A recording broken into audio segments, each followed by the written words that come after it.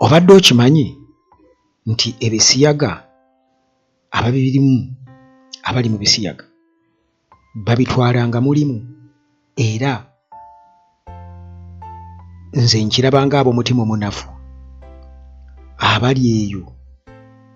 nga bakola omusimbi muyitirivu. Kakati kino nakitegedde oluvannyuma lw'omuvubuka ono Kenny okuvaayo n'alabula buli muntu yenna mbu agezaako okulinnya mu mulimu gwe nga naye bw'agenda okumukolako. Sima mwantu nyo kola vidiyo eyo era muzidde ebbali saagala kuŋŋamba bukendi bannange gye vidiyo erimu kutuswaza. Omuntu bagamba omuntu ekika mulimu gwo abakwagaliza kufa, omuntu akuba bizinensi yo nange mbadde kumuyingira, omuntu akuyingira nja kumuyingira nange. Kati awo wenna seemuko ku bigere emabega kyandetedde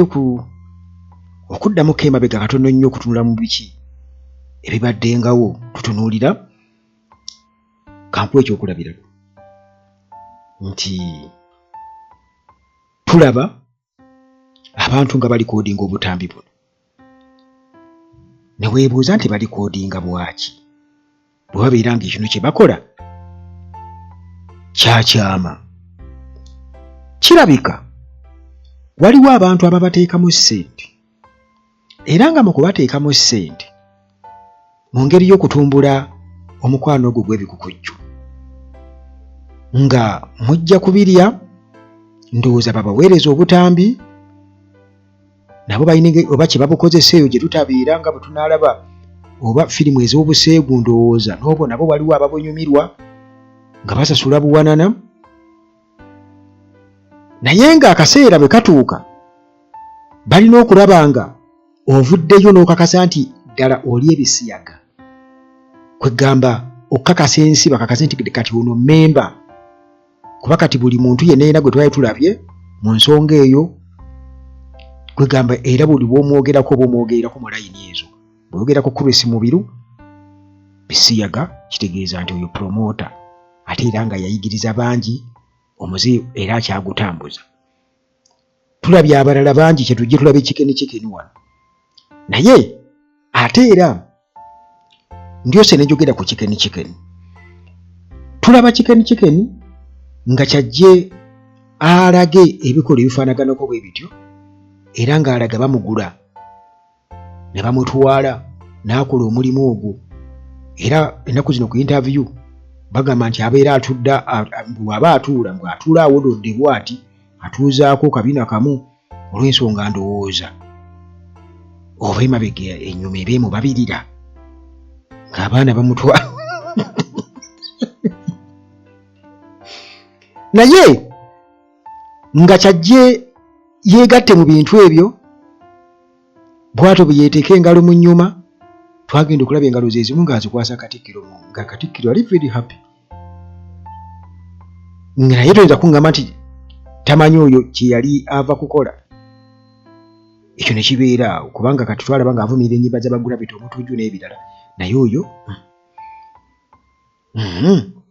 tuba tuli awo okugenda mu State House be baasooka ku lisiti egenda mu State House. Kaakati ne weebuuza nti bano bali biki kubanga ssente baba nazo emmotoka avuga za bbeeyi bapangisa apartments za bbeeyi mu kwewaana kitegeeza nti basikirize abantu abalala kubanga oli bajja n'akimanya nti kati Chicken oba bakeni n'abalala nti ssente bazifuna bwe batyo ng'alaba balinga batana kye balaakinga naye agamba ayizulu kanange ŋŋende okitegeera. Kati akatambi ngaako aka Kenny nga ali mu kubikula mu nebbuutu ava omusaayi ennyuma eno bw'asesema mu toilet nti eyali akakwata nono yennyini yali mu nebbize kitegeeza nti bonna baali banyumirwa era nti kati ekyo kye kimu ndowooza ku butambi oba obukyasinza okutunda gye bafuna ssente mu mulimu gwabwe. Kati bwe tudda ku gavumenti ya Uganda wano lwaki twegamba ekintu kino ndabira ddala nga kiwanvu kubanga jjukira nti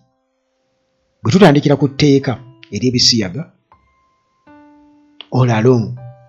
babadde nga bageza ku biseba ku Kyagulanyi, bageza ko bingira mu Kampala Solomon, naye okuva Donald Trump bwe yavaayo najja n'abaabya ku mudiri gw'ensimbi oguyiika wano e Uganda nga kujidde mu kkaba ya Bisiyaga ng'era gavumenti egulisiivingira mu layini eyo. Abasajja babwe baali baapangisa Abedi Bwanika ne basirika, tebaddangamu kwogera ku nsonga eyo kubanga kyabalya, kitegeeza ne Babugingo baali bakimanyiiko, y'ensonga lwaki tebakyabyogerako eby'Ebisiyaga nga babiteeka ku Bobi Wine kubanga already bakimanya nti ekintu kyabwe kiyiise, nti Trump gwe baawagira ennyo abaabizza. Kati munnange etteeka lyali badde liruma abantu ng'abo ne tubalaba nga babavunaana, naye nga bakayisa etteeka kitegeeza nti lyalimu ebyobufuzi ng'era Kyagulanyi bye yagamba nti bano baayisa etteeka era nga bakimanyi bwe bagenda okugenda mu kkooti babe nga abali wakanya bwe batyo, naye nga bwe bagezaako okuwininga emitima gy'abantu nga bwe kiri nti mu Uganda abantu batono nnyo abatajja ne mu lubato abali Ebisiyaga. Omwezi wano teguliiwo naye bagezaako gukakaatikawo gutambuza mu nsi yonna. Kati olwo bwe balema okubeera nga bakwata abantu ng'abo era omulaba obuvumu bwayogeza akulaga ali ku mulimu, omuntu alina ageza kwonna omulimu gwange nalina okwonoona ogugwe, kitegeeza nti tatidde na kujja mu kamera era tetugenda kulaba poliisi ng'emukutte, tetugenda kugirabayo so nga ate etteeka we liri kakali nnyo nti gwe avuga emmotoka ku kkuba bajja kukuba ebibaluwa kubanga babeerako ku kkuba basuubira ssente, naye kati abo tebajja bakwatako kubanga bakimanyi bajja kwefeeriza ssente eziva eri mu bali kubanga yadde babadde baziyisaawo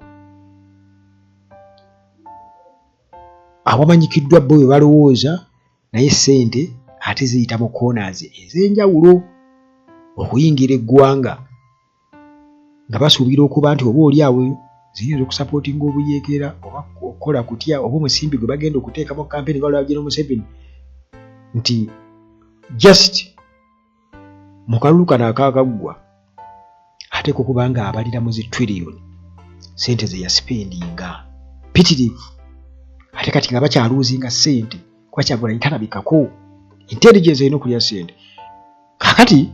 ebe byonna balina okubeera nga batudaivaatiga bwe banoonya omuntu waabwe Kyagulanyi balowooza banaamukwata kati ebintu byabwe ebyo bannange era omwana alaba katambiwe ava mu nnyuma ate bunaasesema. Kati social media neekwata omuliro n'ekyo kubanga kye kiba kiriwo, naye nga bw'omanyi nga bwe nkutegeezezza nti bwe ntandise nga nkutegeeza nti bwe kaba nga kali mu muganda wange nze kaba kannemye kisooka, naye nga katugeze alina gy'ava ava ku kalimu ke ayinza okukuwa ku lifuti naye genda okuwulira vuni ng'okyuma kumbe omwana yamukoze eki yamupyeredde gy'ava oli abadde ng'abadde amukuba enema n'azibukuka n'agenda muyiira olwegi luli luba lwegi lwennyini kuba luba lubawula gwe ate maama